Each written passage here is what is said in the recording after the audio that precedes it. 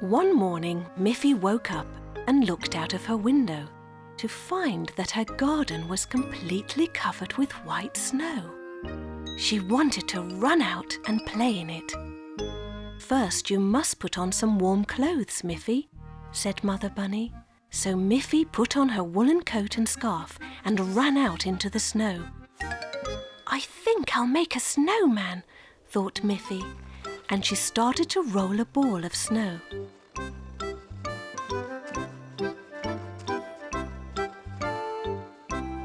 Just then, Boris and Barbara Bear skied into Miffy's garden. "Good morning, Miffy," said Barbara. "Boris and I were out skiing, and we thought you might like to come too." "Oh, that would be fun," said Miffy. "I got a pair of skis for Christmas, but I haven't tried them yet." "Don't worry," said Boris. "We will teach you how to ski." Miffy was so excited. She ran into the house and got her skis.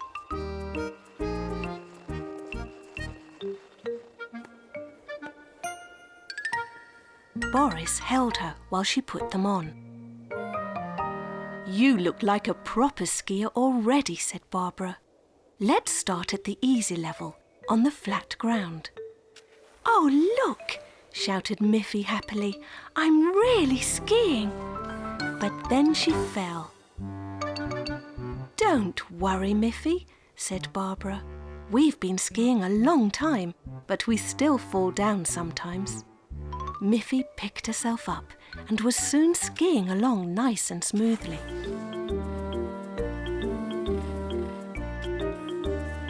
"This is fun," said Miffy. "Let's ski up the hill to Auntie Alice's house.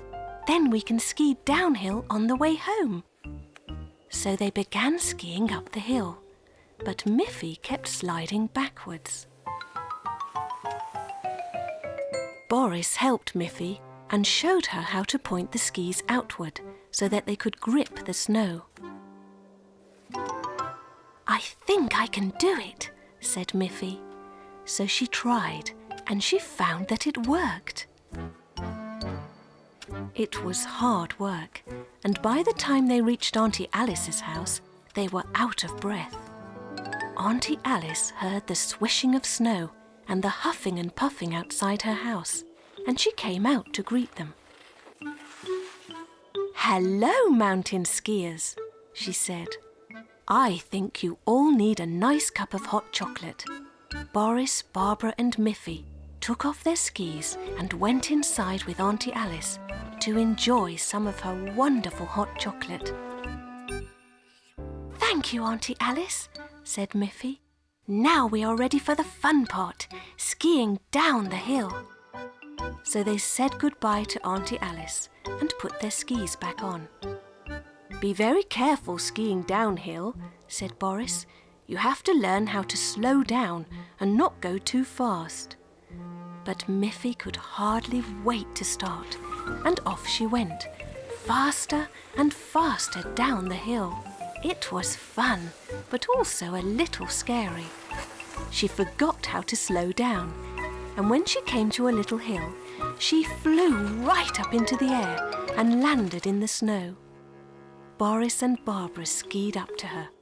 Miffy said, "This morning I wanted to make a snowman. Now I am a snowman myself." They all laughed. Miffy's father was very proud of the family car. He liked to clean it, and he loved to go driving in the clean car. "It's a dry, sunny day today," he said to Mother Bunny and Miffy, "so we can go for a drive, and my car won't get muddy." Miffy asked, "Where shall we go, Father?" "We could drive out into the countryside and stop by Auntie Alice's house. Perhaps she would like to come with us." "Oh, yes! It's fun when Auntie Alice comes," said Miffy, and off they went. At Auntie Alice's house, Miffy and Father Bunny went out of the car. They saw a note on the door. Father Bunny read it aloud. I'm off to visit Boris and Barbara Bear. Back later." "Well, why don't we go to Boris and Barbara's house as well?" said Miffy. So they set off into the woods where Boris and Barbara lived. There were many fallen leaves on the way, and driving along made them twirl up and settle all over Father Bunny's clean car. "Oh well," said Father Bunny as they drove along. "It's only a few leaves, and they can be easily wiped off." Close to Boris and Barbara's house, they turned a corner, and before Father Bunny could see it, the car drove over a pile of thorny bushes. "Sssss," went one of the car's tires. "Oh dear," said Mother Bunny. "One of our tires has been punctured." "Who could have put those thorny bushes in the middle of the way?" said Father Bunny. "We came upon them so suddenly, I had no time to stop." Just then Boris came running out to them, carrying a rake. "Hello," he shouted. "I heard the noise and wondered what happened. I'm so glad to see you're safe. I was clearing away all the dead thorn bushes and was just about to rake them out of the way, but I see that I'm too late." "Oh well," said Father Bunny. "We do have a spare tire in the boot of our car, so it's not a problem. I will help you change the tire."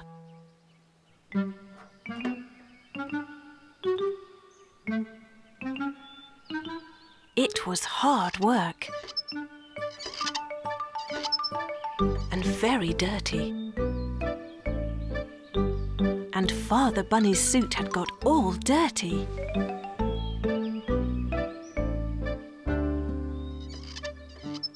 When the new tire was on the car, Auntie Alice came by.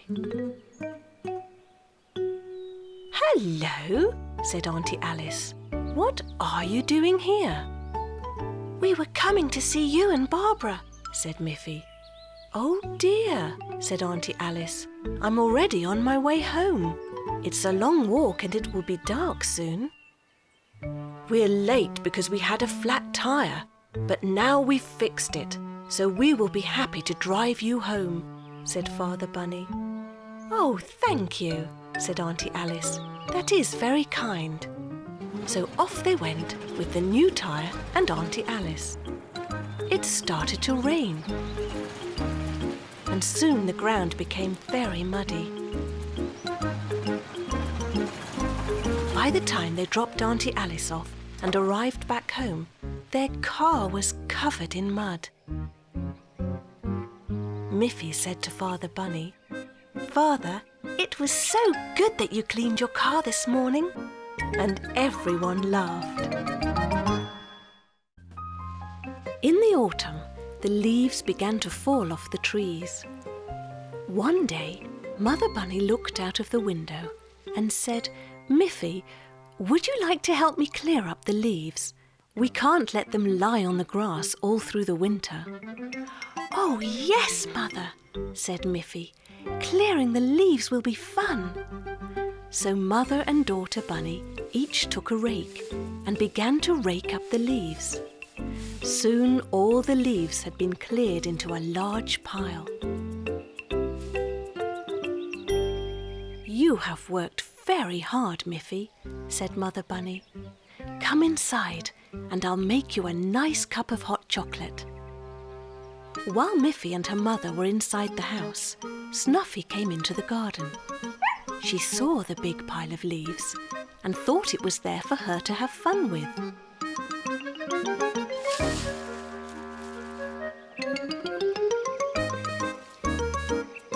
Soon the garden was once again full of leaves. "Oh, Snuffy," said Miffy, running out. "I know you are having fun, but we worked so hard to rake up all those leaves." But of course Snuffy didn't understand. She just wagged her tail and gave a couple of happy barks.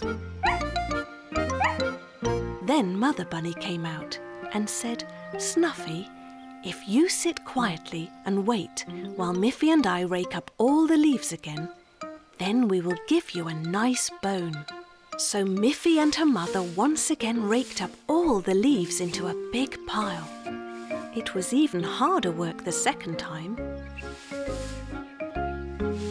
"Now, Snuffy," said Miffy, "you were a good dog this time and didn't jump into our pile of leaves.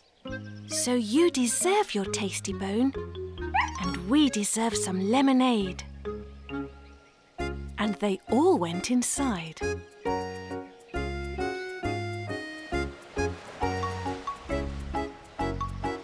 Later that day, Miffy was surprised to see that the garden was once again covered with leaves. "Oh dear," she thought, "now I will have to rake those leaves for the third time." But then she saw that the pile of leaves in the corner of the garden was still there. "Where did those leaves come from?" she asked her mother.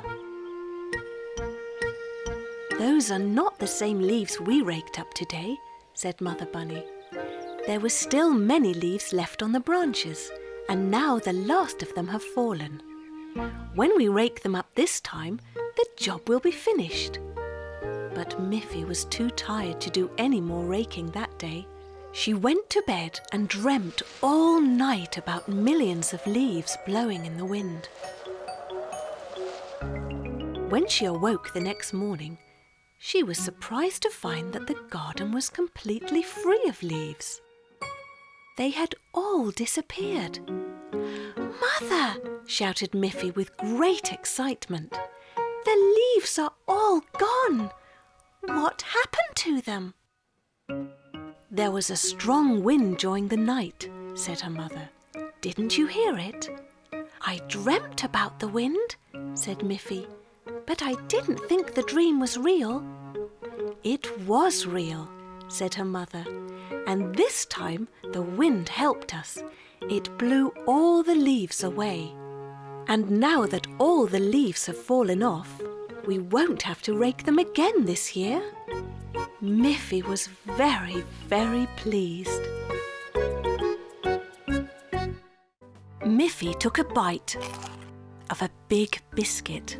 It made a nice crunchy sound. Just then, she heard a scratching sound at the door. When she opened it, there was Snuffy. Said Snuffy, barking happily and wagging her tail. "You must have heard my biscuits crunching," said Miffy. "I suppose you would like a biscuit too." She gave Snuffy one of her biscuits. Snuffy gobbled it up, but then she suddenly stopped and pricked up her ears. "What can you hear now?" asked Miffy. Snuffy ran back to the door and began to scratch it. When Miffy opened the door, she saw her father driving home in the car. "You could hear Father's car from far away, Snuffy," said Miffy. "You have very good hearing." After lunch, Snuffy became very excited again. She wanted to go outside. Miffy asked her mother if she could join Snuffy. "But don't be too late," said Miffy's mother. So Miffy followed Snuffy. She wanted to know what else Snuffy could hear. Suddenly, Snuffy stopped and pricked up her ears. "What can you hear now?" asked Miffy. Snuffy barked as if she was saying, "Listen." Miffy listened carefully and heard a bird cheeping, but she couldn't see it. "Can you see the bird, Snuffy?" asked Miffy. There it was. A lovely bird flew into the sky. Once again, Snuffy's ears popped up. She was always listening for strange sounds. This must have been a really strange sound because Snuffy became very excited. But Miffy couldn't hear a thing. Snuffy began to run to the forest. "Perhaps she can hear a frog," wondered Miffy, "or a duck on a pond." Snuffy ran further and further, stopping to listen and then running on again each time. It must be something very strange, thought Miffy. She had to run very fast to keep up with Snuffy. Snuffy became more and more excited. What in the world could she be hearing? Thought Miffy. She still couldn't hear a thing. It was so quiet in the middle of the woods, but Snuffy ran on and on. At last, Miffy began to hear a strange sound. It must be Boris Bear sawing some wood, she thought, but it wasn't the sound of sawing wood. It was much louder than that. Suddenly they came to an open space in the woods, and they saw where the noise was coming from. It was Boris. He was leaning against a tree, fast asleep and snoring. Snuffy began to bark, and Boris woke up. "Oh dear," said Boris. "Hello, Snuffy. Hello, Miffy. I was working all morning in the woods, and I must have fallen asleep." Miffy thought that was very funny. "Well, Snuffy could hear you all the way from our house," said Miffy. "Either your snoring is very loud, or Snuffy's hearing is very, very good." One morning, Miffy hurried to school, and Snuffy ran along with her, because she could smell the delicious sausage that was in Miffy's lunchbox. Miffy was in a hurry, because today was art class, and she wanted to make a present for Mother's Day. In the classroom, there were all kinds of coloured paper and cloth, and Miffy decided to make a pretty box for her mother's necklace. She worked very hard the whole day, cutting pieces of strong blue card and gluing and folding the pieces together to make a beautiful box. Then she took a bright red paper and cut out a heart shape and pasted it on the lid of the box. On the way home, Miffy stopped and put the blue box inside her lunchbox so her mother wouldn't see it. She wanted it to be a surprise. "I will hide the present underneath my bed," she thought, "and draw some clues for my mother on many pieces of paper."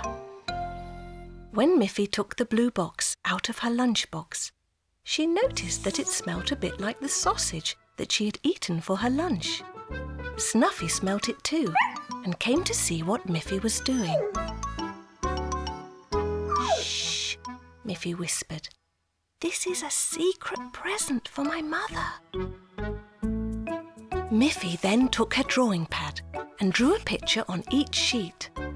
First, she drew a picture of a bowl and put the picture on her mother's favourite chair. Then she drew a picture of her toy box and placed that picture in the bowl. And finally, she drew a picture of her bed and put that picture in the toy box. "Now Mother will have clues to help her find her present," said Miffy. "It will be great fun." The next morning, Miffy said, "Today it is Mother's Day. It's your special day, Mother. Wouldn't you like to sit in your favourite chair?" When Mother saw the picture of the bowl on her chair, she laughed. "I know," she said. "This is a clue, and I must look in the bowl." When she went to the bowl, she saw the picture of the toy box. And when she went to the toy box, she saw a picture of Miffy's bed. So then she looked under Miffy's bed, and Miffy smiled, thinking of how happy her mother would be when she saw the pretty blue box. But there was nothing under Miffy's bed, not even a drawing. "Where should I look now?" asked Miffy's mother. Just then Snuffy came in, wagging her tail and barking happily. "What have you done with the present, Snuffy?" asked Miffy. And Snuffy ran to her doghouse in the garden. Mother looked inside the doghouse, and there was the box. "What a lovely present!" cried Miffy's mother happily. "How clever you were to make it, Miffy! And how clever you were to hide it in Snuffy's doghouse! I would never have thought to look there." Miffy laughed. It had turned out to be a very special Mother's Day.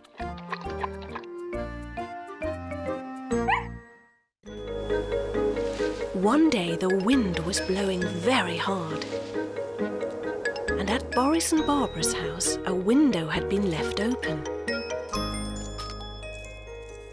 When Boris came home from working in the forest, he was surprised to find the house full of leaves. "Barbara, Barbara," shouted Boris, "you forgot to close the window, and now the house is full of leaves."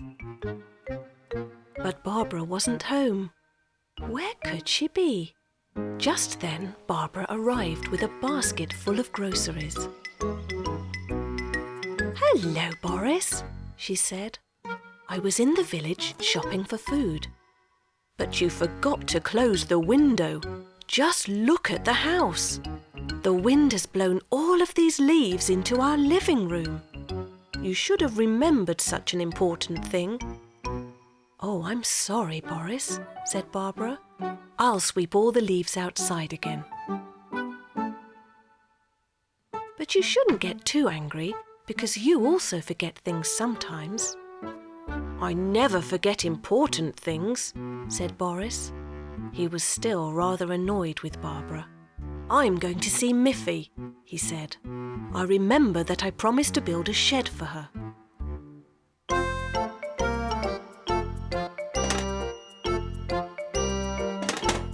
So he picked up his tools and wood and put everything in his little wagon.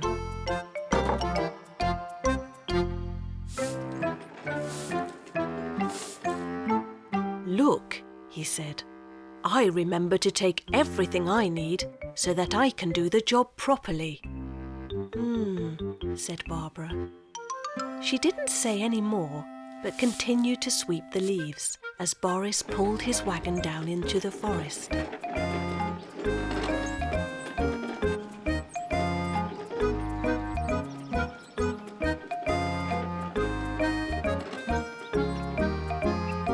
When he arrived at Miffy's house, he started to build a little shed, just big enough for Miffy's scooter.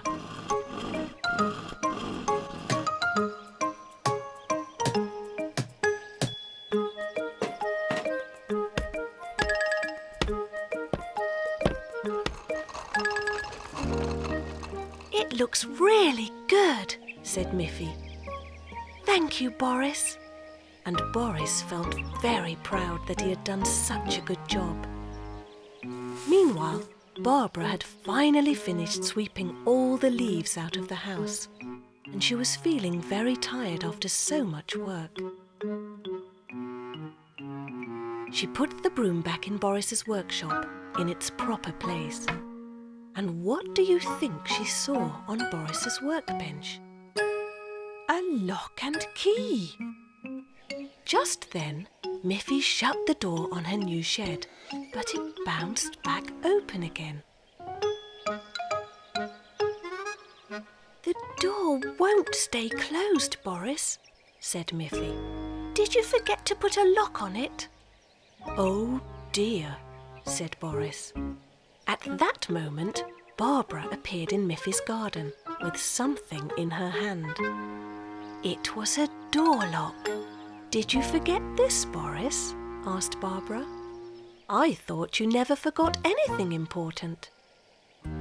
Boris was very embarrassed, but Miffy said, "Oh dear, I forgot something important too. My mother told me I should make you some nice hot cocoa to say thank you for the new shed." And they all began to laugh. One day, Miffy was very excited because after school, her dance group was going to practice their new dance during Auntie Alice's dancing class. When school had finished, all the members of the dance group met up outside. Along came Winnie, who was very good at dancing on one leg. Then Melanie arrived, who was wonderful at spinning around. "But where is Grunty?" asked Miffy. "She's the best at doing the jumps." Just then they saw Grunty coming, but Grunty was limping, not jumping. "Oh dear," said Miffy. "What happened, Grunty?" "Why are you limping?" "It happened at the playground," said Grunty. "I fell off the slide and twisted my ankle. I can hardly walk." Just then, Miffy's mother drove up in the car.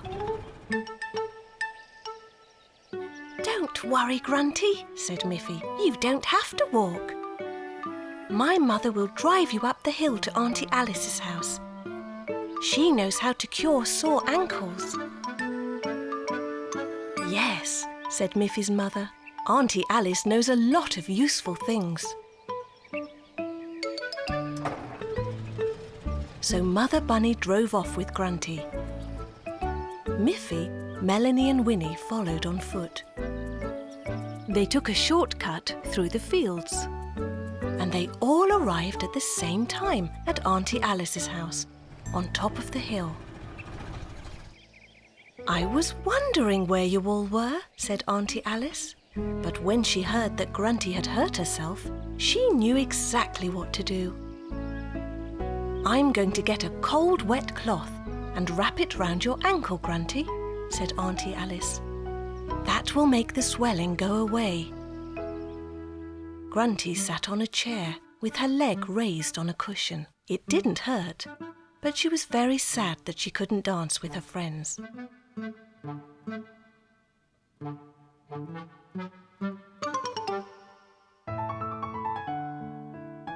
Miffy, Winnie and Melanie practiced their part of the dance, but they were sad too because Grunty couldn't join in. "Don't be sad, girls," said Auntie Alice. "It's not so bad. I have some special cream for Grunty's ankle, and I think she will be ready to dance at the school performance next week."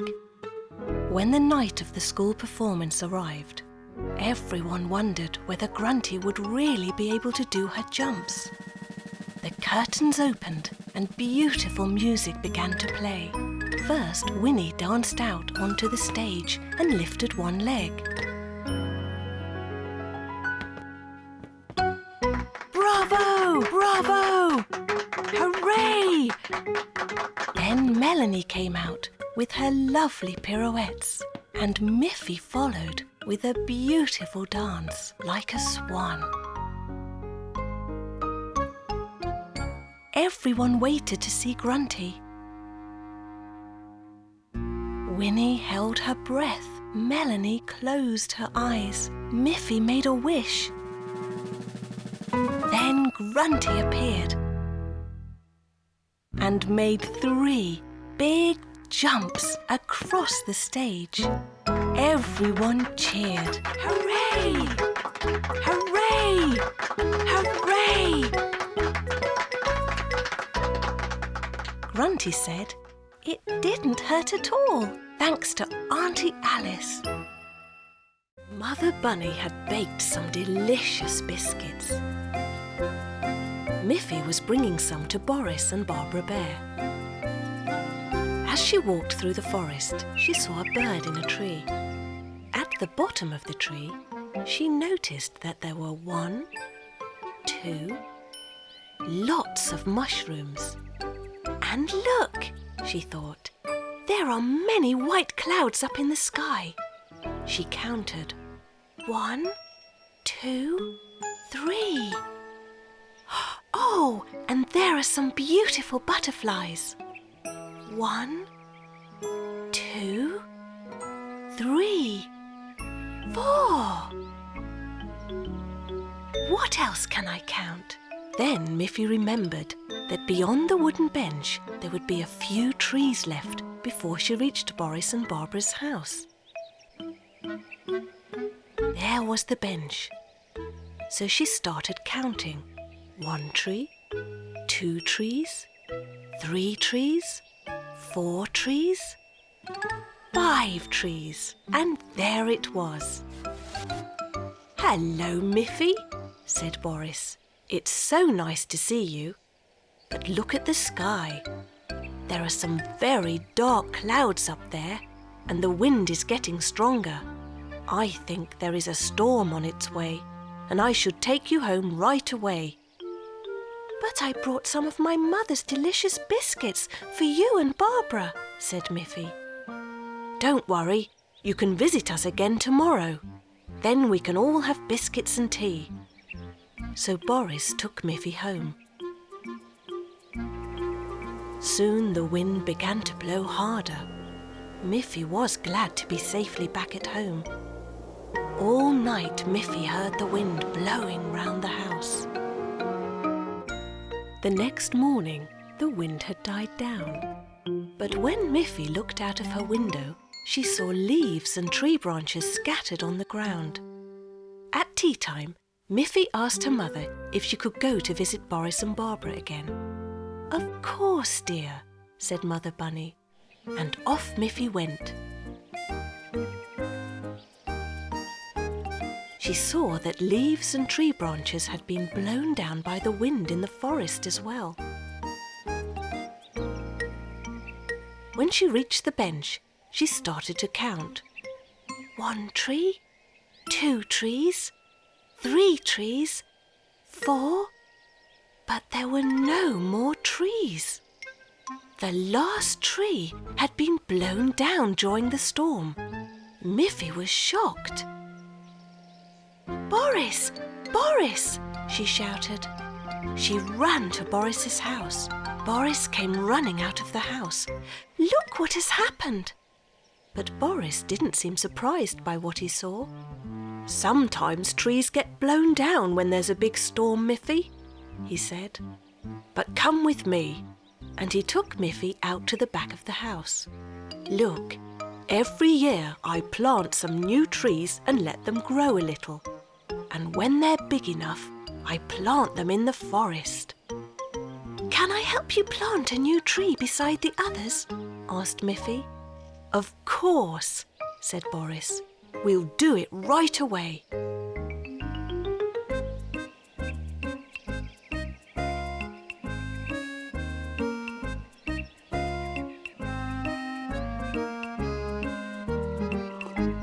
"Now there are 5 trees again," said Miffy. And then it was tea time, and they enjoyed the delicious biscuits. One day, Miffy ran home from school, when suddenly Snuffy ran straight past her and reached the front door first. "Snuffy, you are a much faster runner than I am," said Miffy. "I could never beat you in a race." As she went inside, Miffy had an idea. "We could have a big running race with all of our friends," she said to her mother. "You and Father can come and watch." Miffy first telephoned her friend Boris Bear. "Boris," she said, "I want to organise a race, but we shall need some signs which show us the right way to run." Boris said, "Well, I'm not very good at running, but I will be happy to make the direction signs." Then Miffy phoned her other friends and told them about the race. When the big day arrived, Boris had all the signs ready. He stuck each sign into the ground to point the way. A blue sign, a yellow sign, a red sign, a green sign, and the last one, a white sign. All the runners lined up at the starting line. There was Miffy, Aggie, Melanie, Grunty, and Boris too. Barbara held the starting flag up in the air. She shouted, get ready, go!" And she waved the flag. Off they went, all of them running as fast as they could. Who would win? First, they all passed the blue sign, and Aggie was in front. Boris tried to run fast, but he was not used to running, and he soon fell behind the others. Then they passed the yellow sign. Now Grunty was in front. Next was the red sign, and suddenly Melanie was ahead. Then they passed the green sign. And look, Miffy was in the lead. Meanwhile, Mother and Father Bunny had arrived, but they parked their car right in front of the white sign. Suddenly, the runners stopped and looked around them. They didn't know which way to run because they couldn't see the last sign. It was hidden behind the car. As they were looking around, very puzzled, Boris caught up, puffing and panting, completely out of breath. But Boris kept on running across the finish line, and Barbara waved the flag. "You're the winner, Boris," she shouted. "I'm so proud of you." Then Mother and Father Bunny drove away to congratulate the winner, and as they started driving, all the other runners could suddenly see the last white sign, and they began running as fast as they could. Miffy reached the finish line first. But of course, she was a long way behind Boris. "How did you find the way to the finish line so fast, Boris?" asked Grunty. "None of us could see it." "Well, I knew where the sign was because I put it there myself," said Boris. "But Boris," said Barbara, "that is not fair to the others." "But I didn't run to win," said Boris. "I'm just happy that I was able to finish the race. Miffy is the real winner." Everyone cheered and laughed because the race had been so much fun. One sunny afternoon, Miffy was at the beach with her father. She had been swimming in the sea. She came out of the water and dried herself with her pretty blue towel. Now she wanted to sit down in the sun and read her book. "You must be careful of the hot sun," said Father Bunny. "If you want to read, then you should lie in the shade."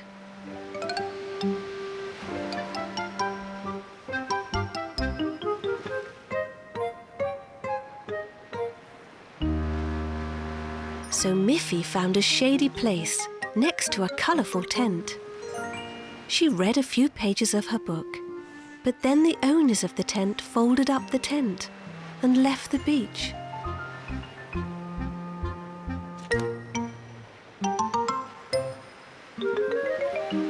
"Oh dear," thought Miffy. "Now I must find another shady place." "I know," said Father Bunny. "We have a beach umbrella in our car. I will get it."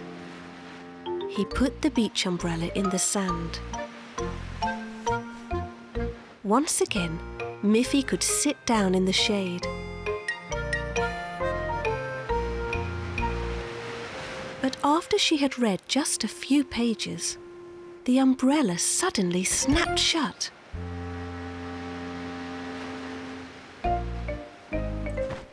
Father Bunny tried very hard to open it again.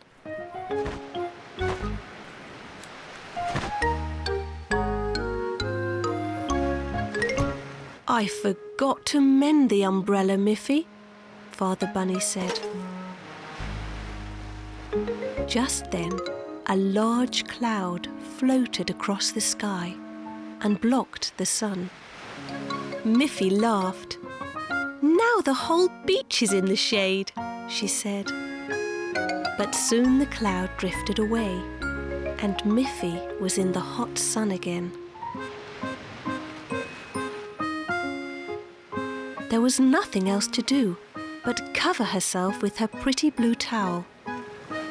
But there was a strong breeze, and the towel blew away.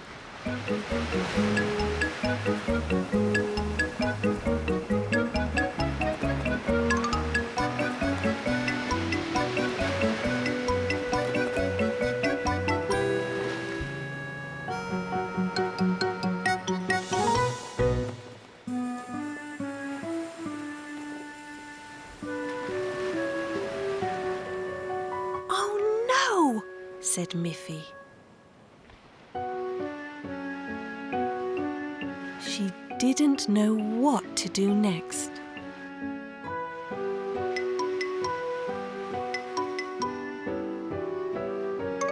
By this time, the sun was going down.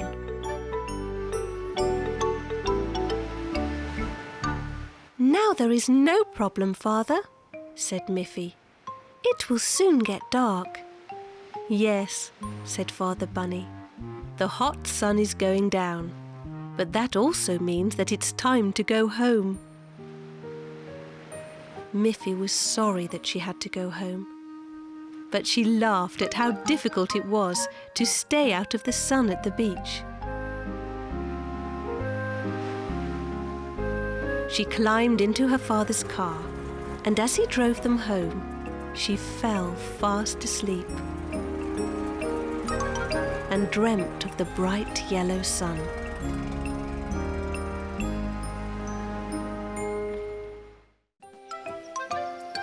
Miffy and Melanie were walking home from school, and Melanie said, "Miffy, tomorrow is the last day of school before our summer holiday. Shall we make a present for our teacher?" "Oh, yes," said Miffy.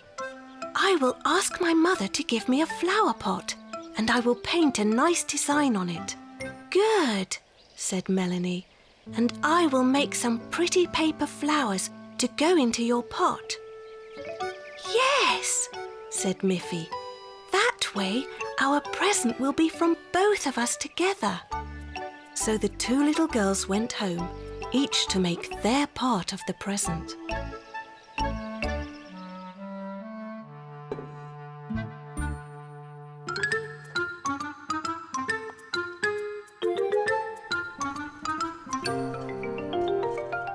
Miffy painted a lovely heart on her flower pot, and Melanie made some beautiful paper flowers. The next day, the two girls walked to school with each of their presents wrapped in gift paper. When the school class started, the teacher said, "Dear children, today is the last day of school before our summer holiday, so this will be a special day." Miffy and Melanie raised their hands. "We would like to give you a present," said Miffy. "Melanie and I have made something special just for you." "Oh, how nice of you," said the teacher. "What a wonderful surprise." First, Miffy gave the teacher her present. The teacher unwrapped it very carefully. "What a lovely flower pot, Miffy. Did you paint it yourself?" Then Melanie came forward and gave her present to the teacher. When the teacher unwrapped it, she said, "How thoughtful! Lovely flowers to go into a lovely flower pot." She was very pleased and thanked both girls. "Now," said the teacher, "it's time for us to all go out and have fun in the playground." So all the children had lots of fun on their last day of school.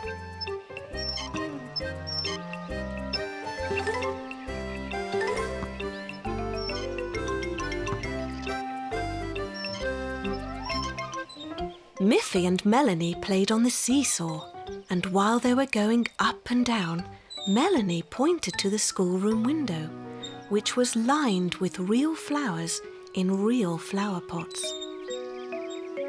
"At the end of each school year, each of us has to take home one of the real flower pots and take care of it until school starts again," said Melanie.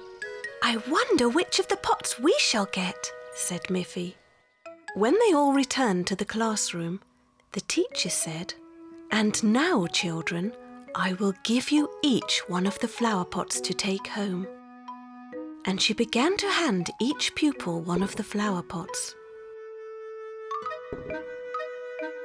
When Melanie and Miffy left the classroom, they looked back and saw the teacher putting the pot with paper flowers in the windowsill.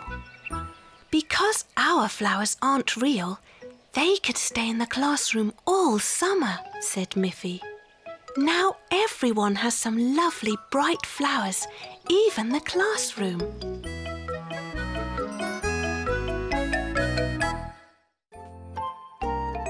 Miffy loved the sea.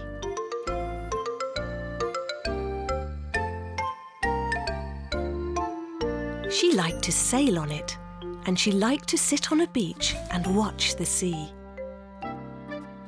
She could play with her ball, build a sandcastle, and fly her kite. One day, Miffy's mother asked Miffy where she would like to have a summer picnic. "By the sea," Miffy answered. "What a nice idea," said Mother Bunny. "We'll have our picnic at the beach. We can spread a large blanket on the sand and put up our special beach umbrella so that we won't get sunburnt," she said. "Yes," said Miffy. "And I hope my friends will be there too, so we can all play together." On the day of the picnic, it was sunny and warm, a perfect blue sky day. Miffy's mother prepared a lovely salad of carrots and cabbage and green and red peppers. It looked so delicious. She also made 2 bottles of carrot and parsley juice. Miffy's father said, "I will get the car ready, and you can put everything in the boot."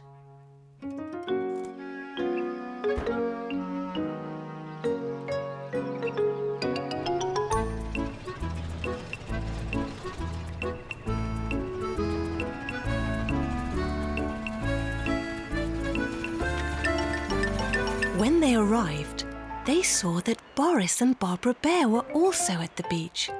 And look, Auntie Alice and Aggie were there too. Boris and Barbara had a basket full of freshly picked blueberries from the woods. Auntie Alice had a large box of her home-baked biscuits and chocolate cake. She said, "Why don't we join our picnics together?" "What a good idea," said Father Bunny. "Let's spread this blanket out for all that wonderful food."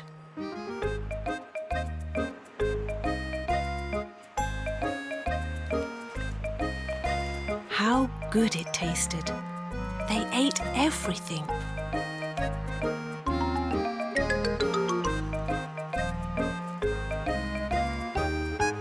When they had finished, Auntie Alice said, "Before we play a game, let's all sing a happy summer song." Aggie began to play her accordion. As she played, the sound of the waves grew louder, so Aggie began to play louder as well. And while everyone was singing and Aggie was playing, no one noticed that the sea was coming closer and closer. First, the waves caught Miffy's bucket. It floated away.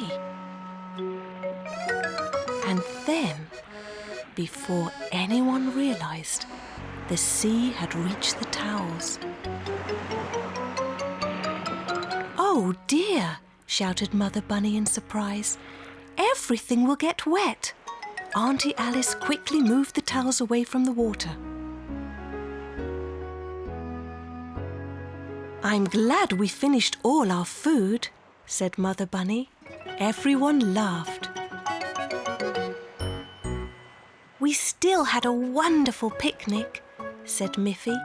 "Now, let's play."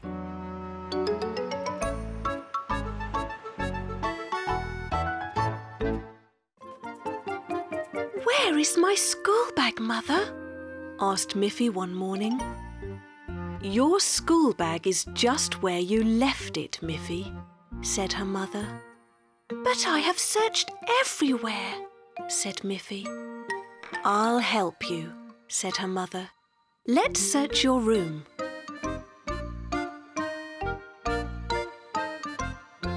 No wonder you can't find your bag. Your room is a mess. You've left all your clothes and toys scattered around. But when you come home from school today, I'll help you tidy up your room. Here is your school bag, Miffy. Meanwhile, there was something happening at Boris and Barbara's house. Boris was shouting, "Barbara, where is my hammer?" Your hammer must be just where you left it, Boris. But I have searched everywhere, said Boris. I'll help you find your hammer, said Barbara. When Barbara looked into Boris's workshop, she was shocked. No wonder you can't find anything. Your workshop is a mess. It was true. I'm sure that if you tidy up your workshop, you will find your hammer, said Barbara. Don't forget, you promised to make some new tables for the school today. Boris began to tidy up.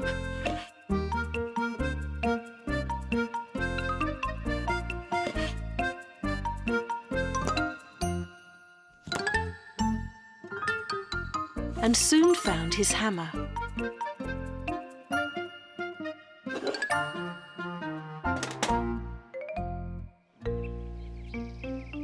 He packed his hammer along with his saw and 2 little boxes with nails and screws. He also packed several wooden boards. It was all very neat. Now he knew just where to find each tool he would need. So he started to walk to the school. When he arrived, the teacher said, "Someone has borrowed 2 of our tables and didn't return them, and now no one can find them." "I'm happy to help," said Boris.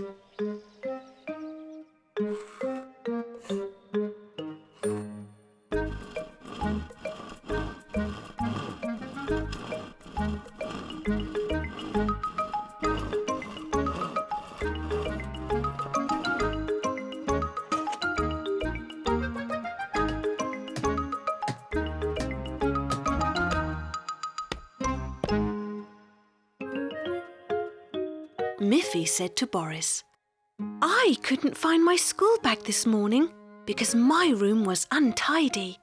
It's wonderful how you can find everything you need so quickly." "You know, Miffy, I had the same problem.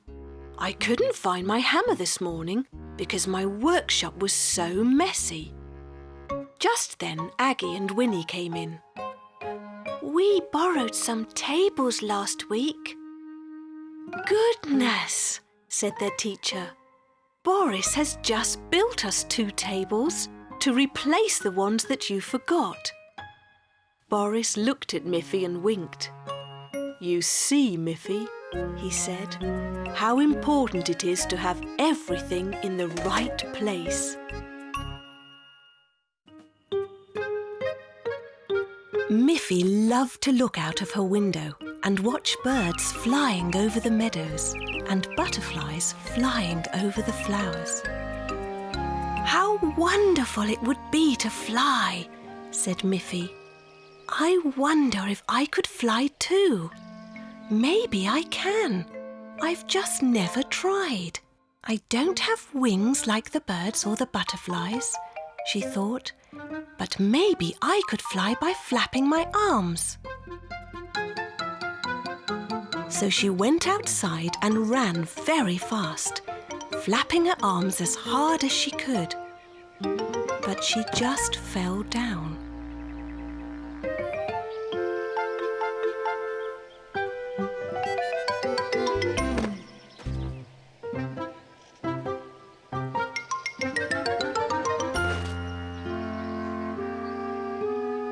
Miffy was very sad that she couldn't fly. She looked up and saw a brightly coloured kite flying in the sky.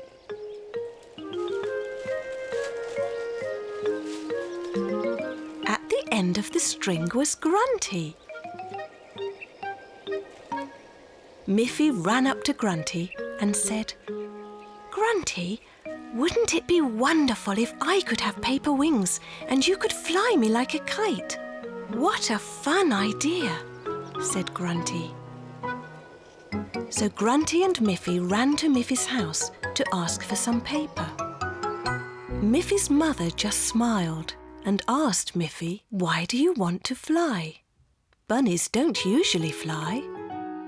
"But it would be wonderful to be able to fly and float. Birds and the butterflies are so lucky that they can fly." "Yes, they are lucky, and maybe you are lucky to be a bunny." Miffy's mother gave Grunty and Miffy some paper. They cut out large pieces of paper and glued them to a frame made of sticks and made a large kite. They went outside to see if it worked.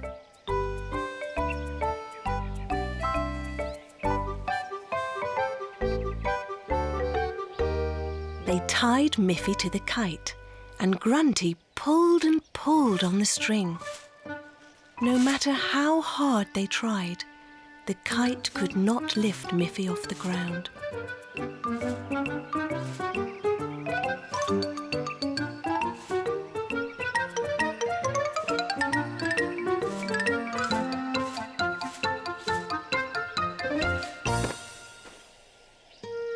Miffy was fed up with it and very disappointed. She gave up and went into her bedroom. Then Grunty had a good idea. She asked Miffy's mother if she had some large crayons.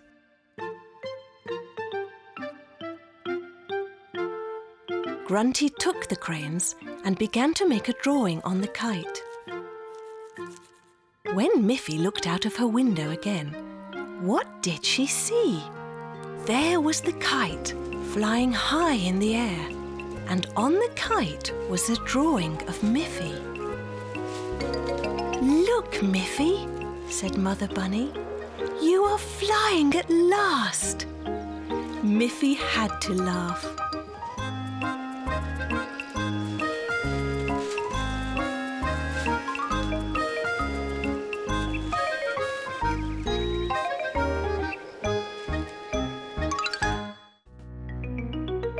One morning, when Miffy awoke, she saw that her teddy bear was sick.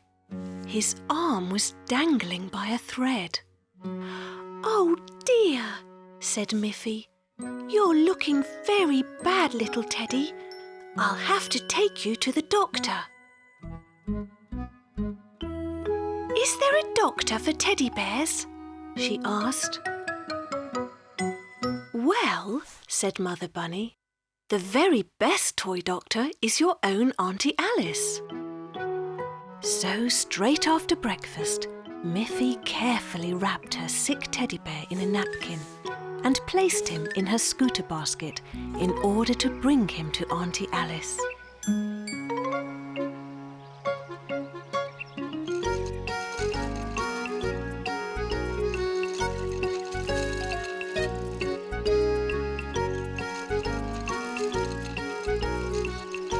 She rode as fast as she could up the hill to her auntie's house. "Will you please look at my teddy bear?" asked Miffy. "Mother said you're the very best toy doctor."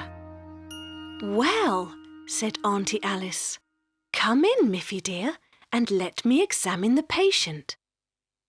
Auntie Alice placed Miffy's teddy bear on the table and carefully removed the napkin. "Oh dear," said Auntie Alice.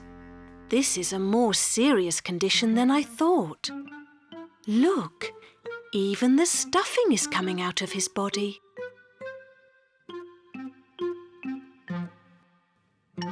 You've come just in time.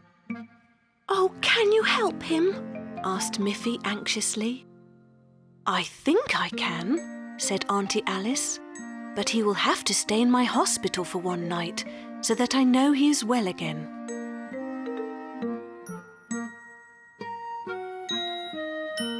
Miffy was very sad to be without her teddy for even one night. But she had to go home. Back home she felt very sad. She could hardly eat her dinner. I don't think I can sleep very well without my teddy bear, she said. Well, Miffy, said her mother, I will telephone Auntie Alice and ask her if you can stay with her tonight so you can be close to your teddy. I've already sewn Miffy's teddy together, so if she comes back here to sleep, I'll put him in her bed as a surprise for her when she wakes in the morning. So Father drove Miffy to Auntie Alice to stay for the night.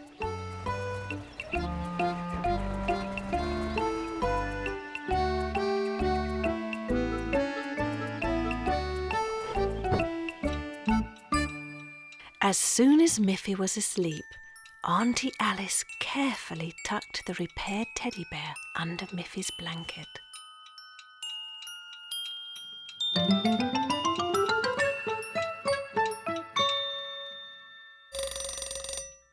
When Miffy awoke in the morning, she saw right away that her teddy was healthy again.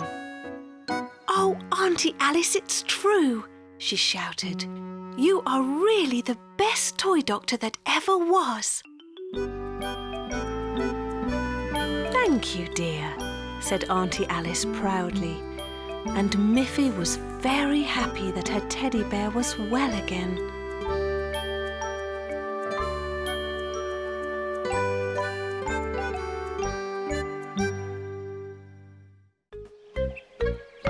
One day, Miffy and her friends were playing with a ball.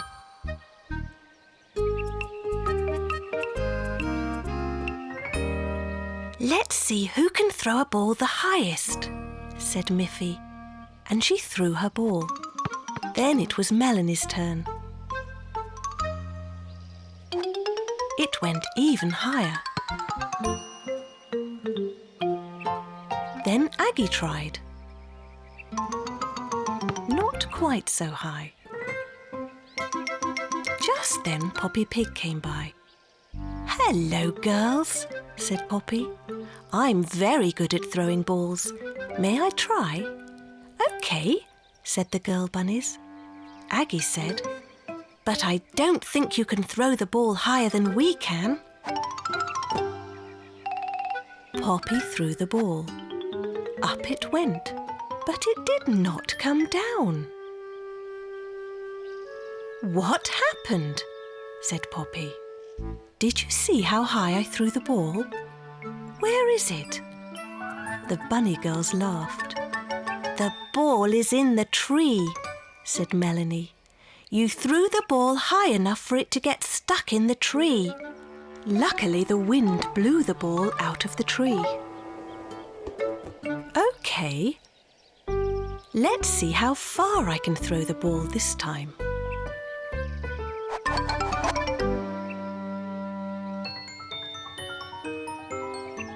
The ball sailed away and splashed into the pond. Oh dear, said Poppy. I have lost your ball and I can't swim.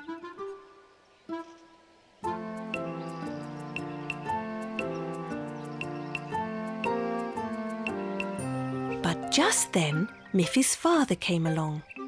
Don't worry, he said. I will get your ball out of the pond and then we can have a game to see who can kick the ball the furthest. Father Bunny got in a boat and rowed out to the middle of the pond and took the ball out of the water.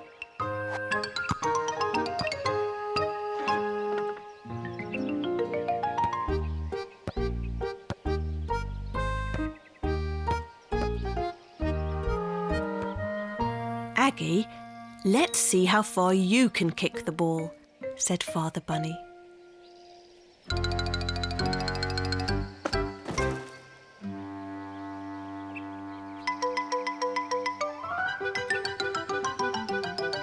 Then Melanie tried.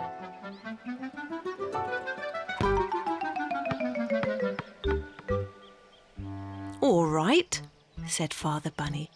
"That was very good. And now it's Miffy's turn."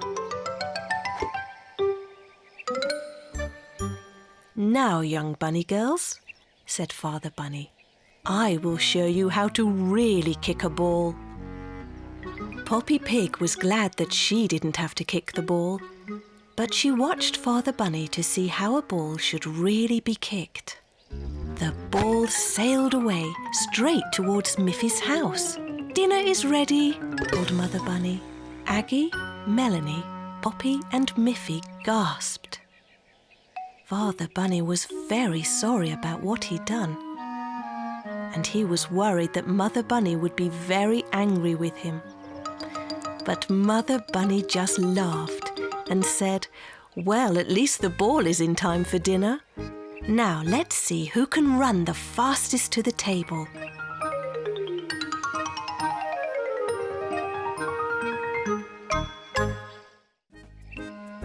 It was a beautiful day. The sun was shining, the birds were singing, and the flowers were in bloom. Miffy thought, "This is going to be a nice day." "Mother," said Miffy, "it's such a lovely day. May I visit Poppy Pig?" "Yes, Miffy, but it's a long way and your scooter is broken. You'll have to walk."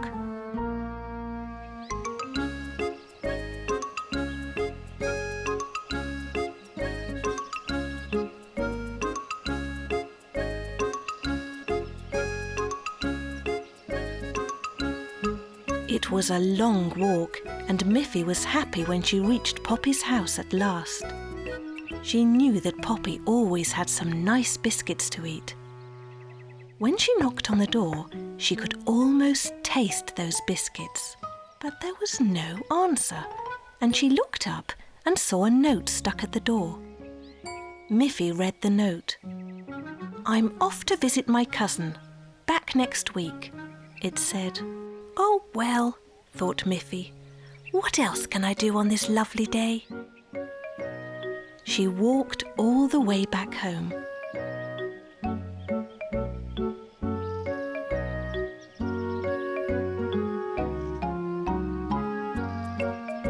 "I think I'll call Melanie," she said. Miffy went to the telephone and dialed Melanie's number. Melanie's mother answered the phone. "Can Melanie come out and play with me?" asked Miffy. "Oh, I'm sorry, Miffy dear," said Melanie's mother. "Melanie is in bed with a cold and cannot go outside to play today." "I know," thought Miffy. "I'll get my ball and go and play with Snuffy." So Miffy went to her cupboard and took out her big brightly coloured ball.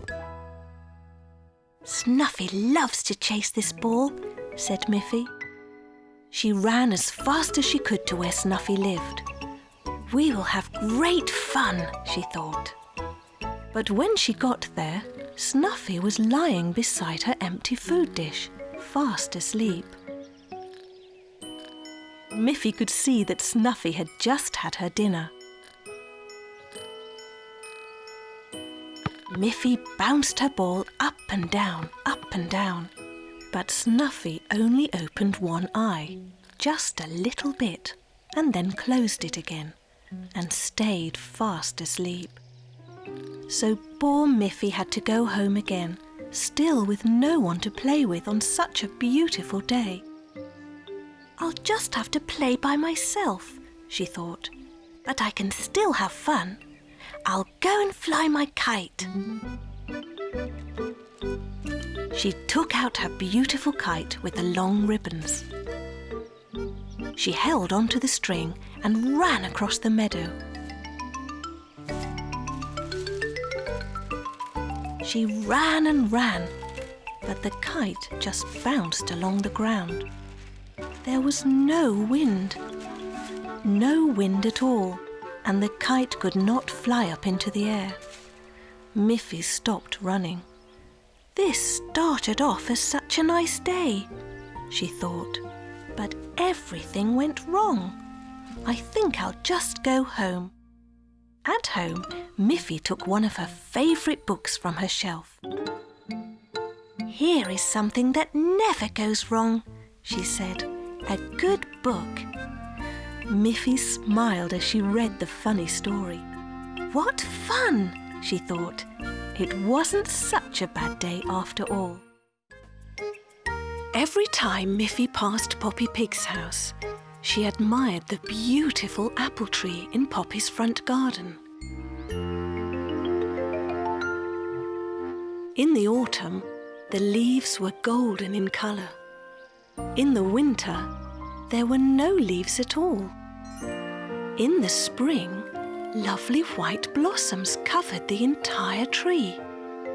And in the summer, the tree was full of little green apples. "Oh, Poppy," said Miffy one summer day, "I would love to taste one of your apples." "Not yet, Miffy dear," said Poppy. "The apples are still too small, green and hard. You must wait a while." The next time Miffy walked by Poppy Pig's house, she saw that the apples were larger and were changing their colour, half green and half red. "Now may I please taste one of your apples, Poppy?" asked Miffy. "Not yet, Miffy," said Poppy. "The apples must be all bright red before they are ready to eat." As Miffy was very excited, it was difficult for her to wait for things. She was so eager to taste one of those apples. Very soon, all the apples were very big and bright red. But birds like red apples too. Poppy thought, "It's time to pick those apples before the birds eat them." That very day, Miffy walked home from school very quickly, hoping that at last Poppy's apples would be ready to eat. She was so excited, thinking about how good they would taste, and could hardly wait to get to Poppy's house. And there it was. But look! There were no more apples in the tree. All those wonderful apples were gone. Miffy ran to Poppy's door and knocked, but Poppy was not home. Who could have taken Poppy's apples? Miffy wondered. She looked into Poppy's kitchen window. There were no apples on the table. Just then Poppy arrived. "Oh, Poppy," shouted Miffy, "someone has taken all the apples from your tree. Now I won't be able to taste even one of them." Poppy said, "Oh, I was away buying some fresh milk. Wouldn't you like to come in and have a glass of milk with me?" "Oh, yes, Poppy," said Miffy. "But what about your apples?" "Well, maybe I will have a surprise for you, Miffy dear." And they went inside Poppy's house. As soon as they entered the door, Miffy smelt something very, very good. Something fresh out of the oven. "Wouldn't you like to have a big slice of apple pie to go with your milk?" And then Poppy opened her oven and brought out a huge pie full of delicious apples. She put the apple pie on the table. It looked wonderful and it smelt delicious. Miffy was very surprised and very happy. At last, she had a taste of those wonderful big red apples.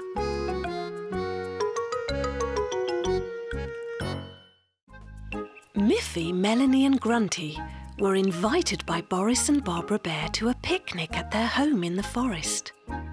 The three friends walked very quickly through the woods to get there.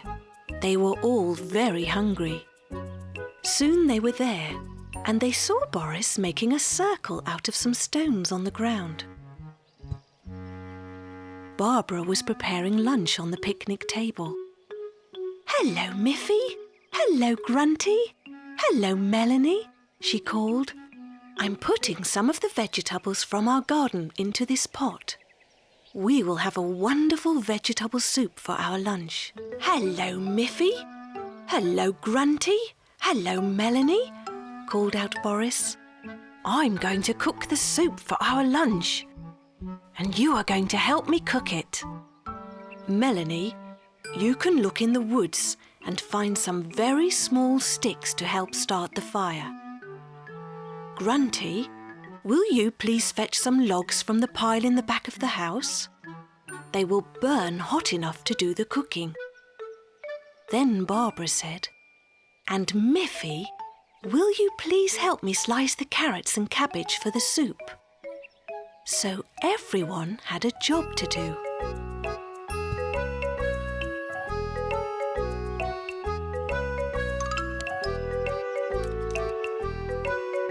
It was fun, and they all got hungrier and hungrier.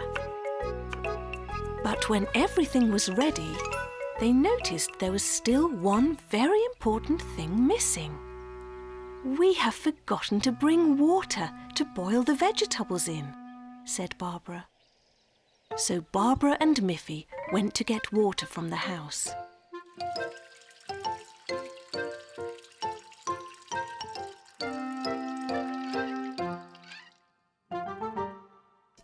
Once they had filled the pot, they carried it outside.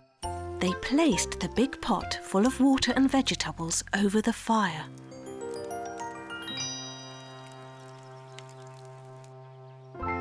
Before long, a delicious smell rose from the cooking pot. And as the soup began to boil, they all noticed an exciting bubbling sound. "That bubbling is just like music!" shouted Miffy. "Yes," said Barbara, excited. "But it needs some rhythm." And she began to tap the cooking pot with a wooden spoon. It made a ringing bell-like sound. Then Melanie stamped her feet in the same rhythm. And Grunty picked up 2 sticks and began to click them together. "I'll get my banjo," said Boris, and he ran to the house. When he came back out, strumming his banjo, Miffy also started to dance. And everyone followed her around the soup.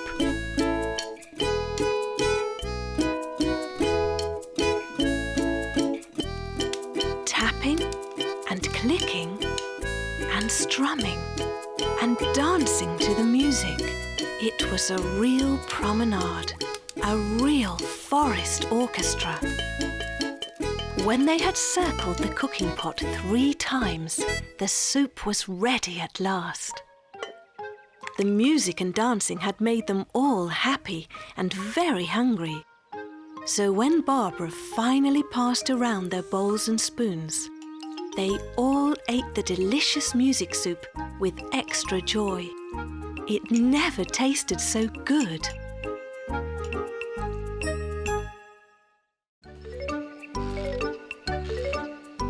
Miffy and Aggie were having great fun in the playground.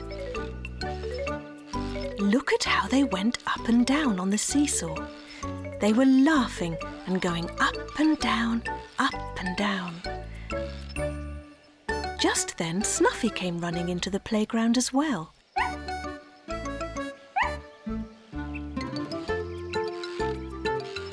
She was wagging her tail and barking happily.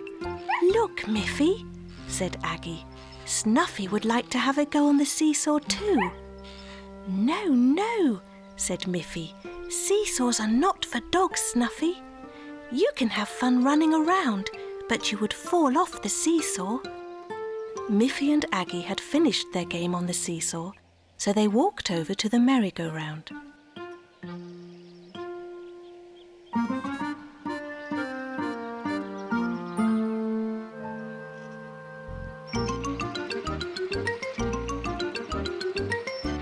pushed with their feet, and the merry-go-round went around and around, faster and faster. Snuffy ran around it, around and around, wagging her tail and barking eagerly. "Look, Miffy," said Aggie as they spun around and around. "Snuffy wants to be on the merry-go-round too." "No, no," said Miffy. "The merry-go-round is a lot of fun for us, but you would surely fall off and hurt yourself if you got on it." "The merry-go-round is not for dogs, but you can run around it if you like." Soon the merry-go-round slowed down. Miffy and Aggie were a little dizzy.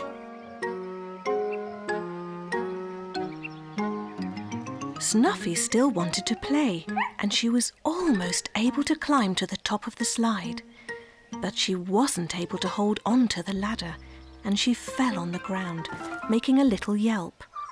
"Oh dear," said Miffy. "Are you hurt, Snuffy? The slide is not really for dogs, you know. You must be more careful in this playground." "Let's rest a little," said Aggie. So they decided to sit on a bench for a while to eat some of the biscuits that their mothers had packed for them in little paper bags. "Here, Snuffy," said Miffy. "You can have a biscuit too. Biscuits are good even for little dogs." Miffy and Aggie laughed.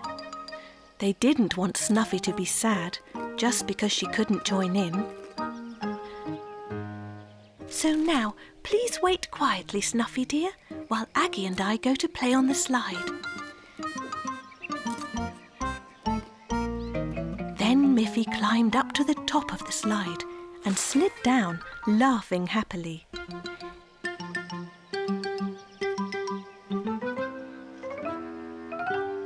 Then Aggie climbed up too and slid down. She also laughed. And while they were laughing, Snuffy ran up and climbed to the top of the slide without falling down. "No, no, Snuffy," called out Miffy. "You must be careful, Snuffy. Slides are not for dogs." But then Snuffy did an amazing thing. She sat down and slid right down the slide and landed softly on a pile of sand at the bottom. "You did it!" cried Aggie. "You did it!" cried Miffy. "You are such a smart little dog, Snuffy." There was a clear blue winter sky. Miffy was sleeping in her warm, cosy bed. When at last the sun began to rise, Miffy was awakened by the sound of a chirping bird just outside her window. "What a beautiful song that bird has," thought Miffy. "She must be very happy. She can see the beautiful snow-covered meadow. I would like to be out there too." So Miffy quickly got dressed in her warm coat and her warm scarf and went outside in the crisp white snow. The bird was still there, right in Miffy's garden. "What a happy bird," thought Miffy again, and she went to get her sledge. She gave her sledge a little push and jumped onto it. It was such a nice feeling to be sliding over the smooth white snow. Miffy still heard the bird cheeping, just as loudly as ever, and when she looked back, she saw that the bird was hopping after her. "The little bird loves the snow too," thought Miffy. "She's hopping along with me." But now Miffy had to turn her sledge around and pull it back to her house. She hadn't had her breakfast yet. And even as she did that, the little bird also turned around and hopped after her. "That little bird must really like me," thought Miffy. "She wants to follow me and sing for me wherever I go." Then Miffy's mother called out, "Quickly, Miffy, you don't have time to play in the snow before school. come in and eat your breakfast." When Miffy had finished her breakfast, the little bird was still there, sitting on the windowsill. And as Miffy walked to school, the little bird followed her again, all the way to the school. "Do you want to go to school, little bird?" asked Miffy. "You already know how to sing." Miffy thought it was funny that the little bird followed her everywhere, always singing. Even as she sat in her classroom, the little bird sat outside the window. When it was time for break, all of the children went out to play in the snow, and they were all delighted to see the little bird hopping all around them. Melanie said, "I think that little bird is trying to tell us something, Miffy." "Yes," said Miffy. "She's been chirping and following me all morning." "Maybe she is hungry, Miffy," said Melanie. "Oh dear," said Miffy. "I didn't think of that. The snow has covered the grass and there is nothing outside for a bird to eat." Miffy felt bad. "Oh, I am silly," she said. "I should have known the bird was hungry." She ran inside and brought out the little paper bag with her lunch in it. She took out a nice piece of brown bread and spread some crumbs on top of the snow. The little bird immediately jumped over to the crumbs and ate every one of them.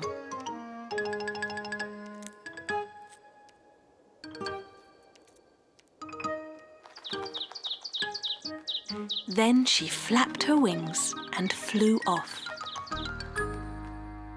The next morning when Miffy woke up, the little bird was there again. This time, Miffy knew just what to do. Miffy's favourite toy was her yellow teddy bear that she always took to bed. One morning she awoke and couldn't find her teddy bear.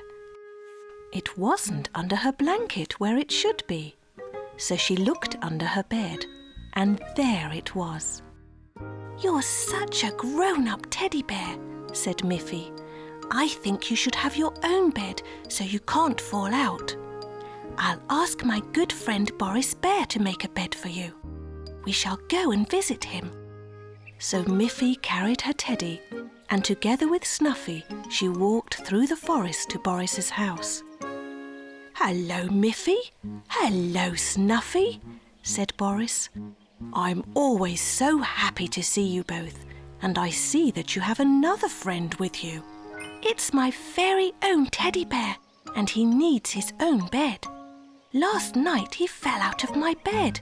It's too big for him." "Of course," said Boris. "He must have his own bed. I will make one for him in my workshop." Boris then started to make a little bed for Miffy's teddy bear. Miffy helped by handing Boris the tools when he called for them. And even Snuffy helped by fetching the pieces of wood. Soon the little bed was finished. "It's a lovely bed, Boris," said Miffy. "Thank you very much for making it for my teddy." It had been a lot of work, and Miffy was tired. Just then she heard... It was Father Bunny. Barbara had telephoned him and asked him to come and collect Miffy and Snuffy. "Look, Father," called Miffy. "Here is a lovely bed that Boris made for my teddy." "Boris is so clever," said Father Bunny. "Did you remember to thank him?" "Oh, yes," said Boris. "Miffy thanked me very politely. It was a pleasure to make the little bed for her." Then it was time to ride home in Father Bunny's car. Father carefully put the bed on the back seat of the car and laid Teddy Bear in it. Snuffy jumped next to it, and Miffy got into the car as well. They waved goodbye to Boris and Barbara and set off for home. Miffy was very tired after such an exciting day and such hard work. Soon she fell fast asleep, even though the road was very bumpy. When they drove around a corner, the wheels of the car hit a big bump, and the teddy bear flew right out of the car. Miffy was asleep, and her father was busy driving. He didn't even see that the teddy bear was gone. When they arrived at their house, Snuffy jumped out of the car and ran away. Miffy looked on the back seat and saw that the little bed was empty. Where was her teddy bear? She began to cry. "Oh dear, Teddy Bear is lost in the forest. I'll never see him again." "I think it will be very difficult to find your teddy bear in the big forest." "And where is Snuffy? She has also gone," said Miffy. Suddenly they heard the sound of barking. They looked back and saw Snuffy come running out of the forest. "Look, Miffy," shouted Father happily. "Snuffy has found your teddy bear." How happy Miffy was. She patted Snuffy. "You are such a good dog. I am happy to have you as a faithful friend." One beautiful summer day, Boris Bear was making a circle with some stones. He was building a fire because he wanted to surprise Barbara with a nice picnic on the hill. When the stones were ready, he went into the forest to find some wood to burn in the fire. At the same time, at Poppy's place, Poppy was saying to her niece Grunty, "This is such a lovely day. Why don't we go to the hill and have a picnic?" "That's a good idea," said Grunty. "Let's bring lots of carrots." Meanwhile, Mother and Father Bunny were having the very same idea. "This is such a splendid day," said Miffy's mother. "We can all go to the hillside for a picnic." "Oh, wonderful," said Miffy. "I love picnics. Shall we invite Auntie Alice?" "Yes, we will," said Father Bunny. "And Auntie Alice always makes such delicious cakes and biscuits." So all the friends were getting ready for a picnic, but none of them knew that the others were doing the same thing. Boris returned from the forest, his arms full of wood, and placed it all inside the circle of stones. "Before I start the fire, I will go and get Barbara," he thought. "She will be surprised when I invite her to a picnic." As Boris left, Poppy and Grunty came walking up the hill, looking for a good place to have their picnic. "Look," said Grunty. "Here is a good place. A fire has already been prepared here. Can we use it?" "I'm not sure we can use this campfire, Grunty," said Poppy. "Someone else has prepared it, not us." But just then she saw Miffy and her parents coming up the hill, carrying a large picnic basket. "Look," said Poppy. "Even Auntie Alice and Snuffy are here. They must have prepared this campfire." "Oh, look," said Mother Bunny. "Poppy and Grunty are here too, and they have prepared a perfect place for a fire." "May we join you?" asked Miffy. "Certainly," said Poppy. "After all, this is your campfire." "No, no," said Father Bunny. "It's not ours." "Then who made it?" asked Poppy. Meanwhile, Boris arrived home. He had secretly prepared a delicious picnic earlier in the morning, and he had hidden the picnic basket in his workshop. Now he came back to collect it. "Barbara, I have a surprise for you." "A picnic! Come with me." So Boris and Barbara walked up the hill. They heard lots of voices. "What a lovely surprise you have made for me, Boris," said Barbara. "You've invited all of our friends to have a picnic on this lovely day." Boris just smiled and said, Welcome everybody to our picnic. I will now start the fire.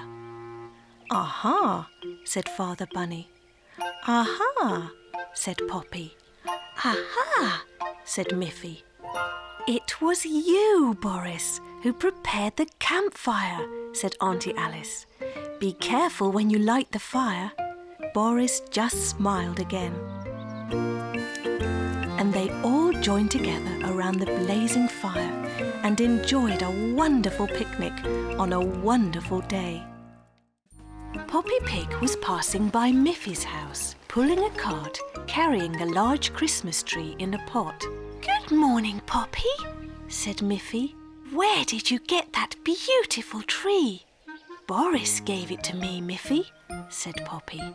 Christmas is coming, and I asked him if he could find me a nice tree. What a good idea, thought Miffy. We will also need a Christmas tree. Miffy went inside and asked her mother. May I go into the forest to ask Boris Bear to find us a Christmas tree? Yes, Miffy, but you must be home in time for lunch. So off she went, across the meadow and into the forest. When she arrived at Boris and Barbara's house, they were already decorating their own tree for Christmas. Hello, Boris, said Miffy, and a Merry Christmas to you and Barbara. I would like to ask you if you can find a nice Christmas tree for our family. Yes, I can, said Boris. But you know I mustn't cut down a forest tree. I can dig one up for you and then put it in a pot so the tree can stay alive for next year. So they went into the forest and they saw many beautiful trees. Miffy saw one that was especially beautiful. But I think that one is too big to put inside our house. Well, what about that charming little one over there? Oh, that one is too small. All our Christmas tree decorations won't fit on such a tiny tree. Then Boris pointed to a medium-sized tree. Do you think this one will do? He asked. Yes, said Miffy. That's a lovely one. Can you dig that one up for me, please? So Boris dug up the tree, being very careful not to damage its roots. I will bring it to your house tomorrow. Miffy was home just in time for lunch, and she told her mother about the lovely tree that Boris was going to bring them. The next evening, Miffy and her mother and her father were busy decorating the tree. It looked so beautiful and even had flashing lights. In the morning, Miffy was on her way to school and little Snuffy was running along with her. When they arrived at the school, there was Boris with a very big tree for the schoolyard. Hello, Miffy, said Boris. This is the tree that you said was too big for your house, but I thought it would be just perfect for your school. The school teacher and all the children were very pleased to have such a wonderful tree for their school. All the children were soon at work, making decorations for their new tree. It was going to be so beautiful. Then Boris knocked on the window. I have another surprise for you, Miffy. I also brought the tiny tree. I think it will be perfect for Snuffy. How wonderful, said Miffy. Snuffy's own special Christmas tree to put near her doghouse.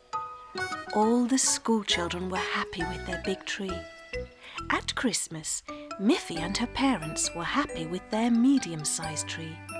And little Snuffy was very, very happy with her very own tiny tree. One bright summer morning, Miffy was ready to go to school, so she went out to get her scooter. She was very surprised to see that her scooter had turned yellow. That's very strange, thought Miffy. I thought my scooter was red. She walked around the scooter. There was nothing remarkable to see except for the changed colour.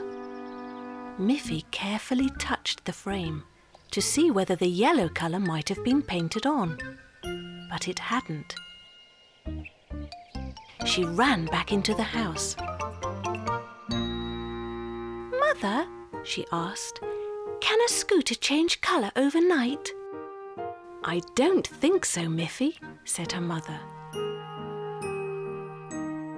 "But yesterday my scooter was red, and today it's yellow," said Miffy. "There must be a reason for that, Miffy," said her mother.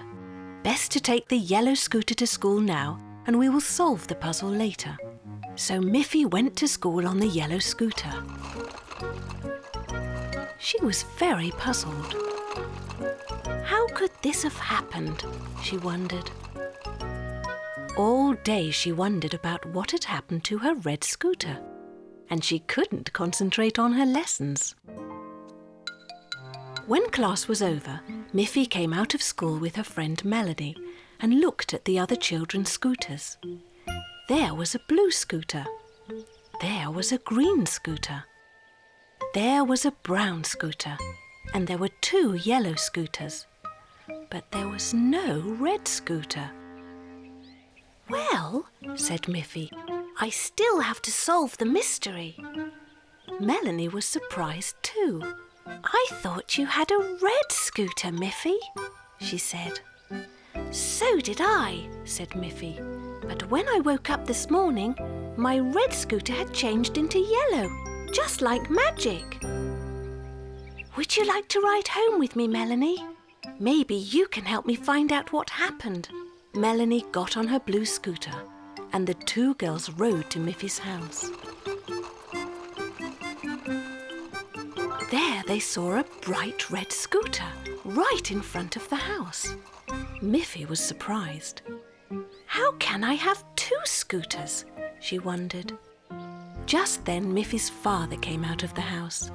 "Hello, girls. I'm glad you came straight home from school. The yellow scooter must be returned to Grunty." "Grunty?" said Miffy. "Yes, your scooter needed new wheels, Miffy. I asked Poppy Pig if we could borrow Grunty's scooter for one day. I took your scooter to Grandfather's workshop. He fixed it this morning. But I promised Poppy to return Grunty's scooter today." "So that explains the mystery," said Miffy. "Let's go visit Poppy and Grunty to return the yellow scooter, and we can bring them some nice fresh carrots from our garden as a present." "That's a good idea," said her father. Miffy and Melanie collected a basket full of carrots. While they were collecting carrots, Miffy said to Melanie, "Sometimes there is mystery in nature as well, like these green leaves. They are actually orange carrots." They all had to laugh.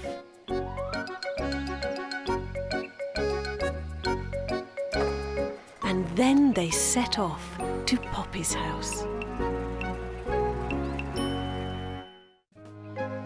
One day in school, the teacher said, "Today I'm going to show you something special. Let's close the curtains and switch off all the lights." When it was completely dark, the teacher turned on her desk lamp and shone it on the wall. Then she held up a piece of paper that had been cut into the shape of a little girl bunny. "Look," said the teacher. "When I hold this bunny shape in front of the light, you will see her shadow on the wall."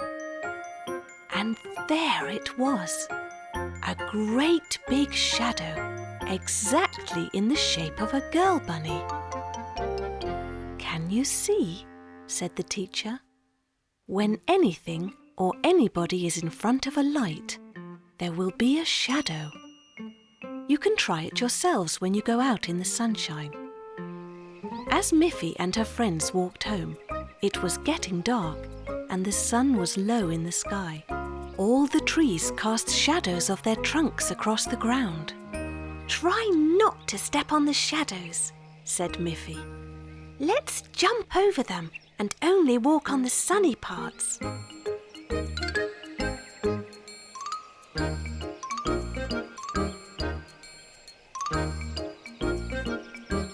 What fun it was!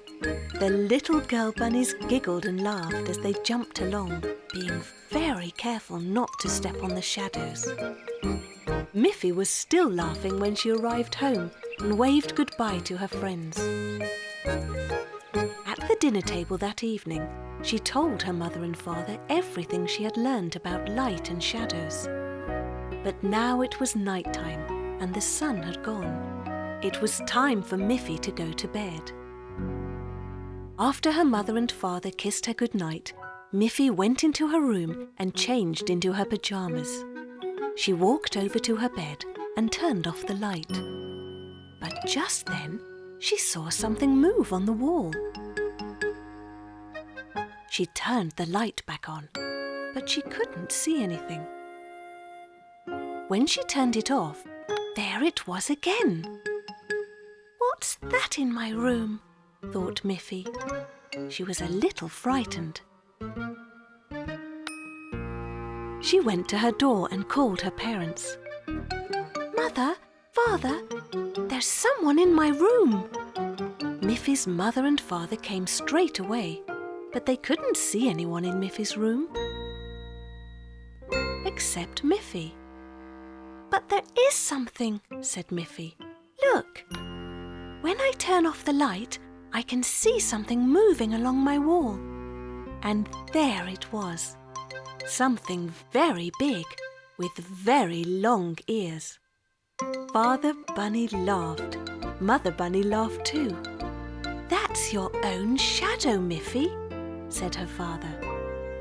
"How can it be my shadow?" said Miffy. "There is no sun and the light is off." "But look out the window, Miffy," said her mother. Yes, it was night time and there was no sun. But Miffy could see a full moon shining brightly in the sky. "When the moon is very bright, it can also cast shadows, Miffy," said Father Bunny. "That was your very own shadow moving on the wall, cast by the light of the full moon." Miffy understood and was happy she had discovered her own shadow. On a bright but very cold winter day, Miffy and Grunty were having fun throwing a ball back and forth in Miffy's garden. Snuffy was there too, running and jumping up, trying to catch the ball herself. Then, when Miffy threw the ball, Snuffy caught it in her mouth. Grunty had to laugh, and Miffy too. But when they wanted to continue to play with the ball, Snuffy did not listen to Miffy. "Snuffy, give me the ball," said Miffy. But Snuffy just ran away with it. Then Mother Bunny came out of the house and called, "Isn't it too cold for you to be outside, girls? Even the water in this flower pot is frozen. I have made some hot chocolate for you to warm you up again. Come in, girls." So Miffy and Grunty went in and enjoyed the delicious hot chocolate. Snuffy stayed outside, pushing and chasing the ball. Later, when the two girls were playing in Miffy's bedroom, they heard Snuffy barking and barking. And when they looked out of the window, they saw she was covered with snow. Everything was covered with snow. The snow had fallen so quickly that while they were inside playing, the whole world around them had suddenly become white. All excited, they ran to Mother Bunny. "Mother, Mother," said Miffy. "Can't we go to the lake now? It will be so beautiful there, with the snow on the meadow, and maybe the lake will be frozen." "Yes, and we can take the ball too," said Grunty, "so Snuffy can play with it." Just then, Father Bunny arrived home and heard what the girls were saying. "I will drive you to the lake in the car, and I will test the ice on the lake to see if it is thick enough." So Miffy and Grunty and Snuffy all jumped into the car, and they drove to the lake. "Look," said Miffy, "the lake is frozen. We should have brought our ice skates." "Maybe you can bring them another day, Miffy," said Father Bunny. "But for now, I'm sure you'll have lots of fun playing with the ball in the snow." Father Bunny tested the ice. "If the weather stays cold, the ice will be thick enough to go skating in a few days," he said to the girls. "Good," said Grunty. "Let's throw the ball so Snuffy can run after it." That was their new game. Miffy and Grunty took turns throwing the ball out into the snow. And Snuffy had great fun too, slipping and sliding all over the icy snow, trying to catch the ball. She was having such fun. Then, when Miffy threw the ball again, it rolled away too far and onto the lake. "Oh no," said Miffy. "Now the ball is on the ice, and the ice isn't strong enough yet to carry us." But Snuffy had already gone after the ball. "No, Snuffy, the ice isn't strong enough yet," shouted Miffy. This time, Snuffy did stop and listen to Miffy. She turned around and ran back. They were all very relieved. "That was very good, Snuffy. In a few days, we will come back and get it for you." One day, Miffy and her friends were playing a game. Aggie was pretending to be ill and was lying in Miffy's bed with a thermometer under her arm. Miffy was the nurse.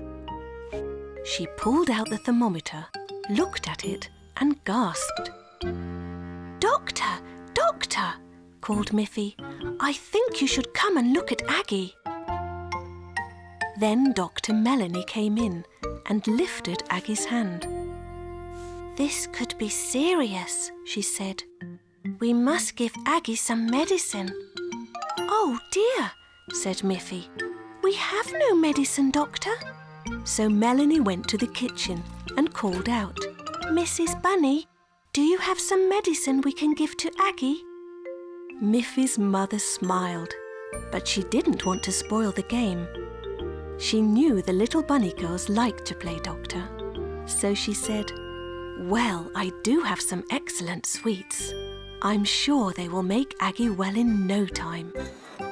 And she gave Dr. Melanie a bowl full of colourful sweets.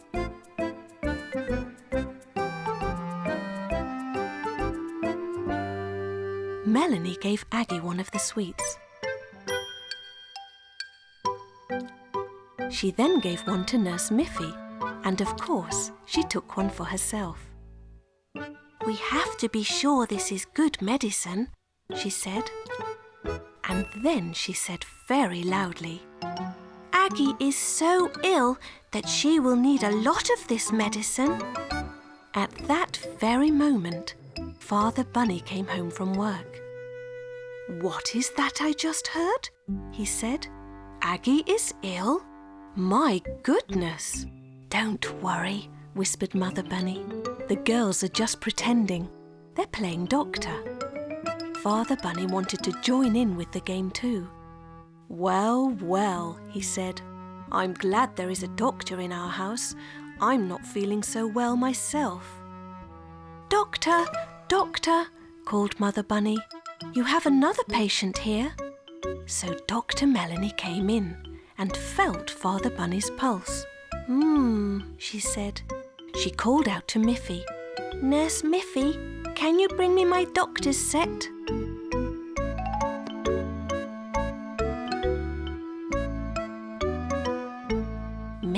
came in carrying the case. "Here it is, Dr. Melanie." Then Melanie took out the stethoscope and placed it on Father Bunny's chest. She listened very carefully. She said again. "What seems to be the matter, Mr. Bunny?" "Well," Father Bunny replied, "I'm not feeling so good, and my ear is sore." And he rubbed his ear. "Right," said Dr. Melanie. "We will take care of that immediately." She took a bandage out of her set and asked Miffy to climb up onto a chair. Then she handed the bandage to Miffy, who carefully wrapped it around her father's ear. When she had finished, they all laughed because Father Bunny looked so different. Father Bunny was very proud of his beautiful bandage. "I think I have just the medicine for all of us," said Mother Bunny. "A large tub of ice cream." So Mother Bunny went to the fridge and came back with a tray with 5 bowls of ice cream. They all enjoyed the ice cream. "This is the best hospital I can imagine," said Father Bunny, and they all felt much, much better.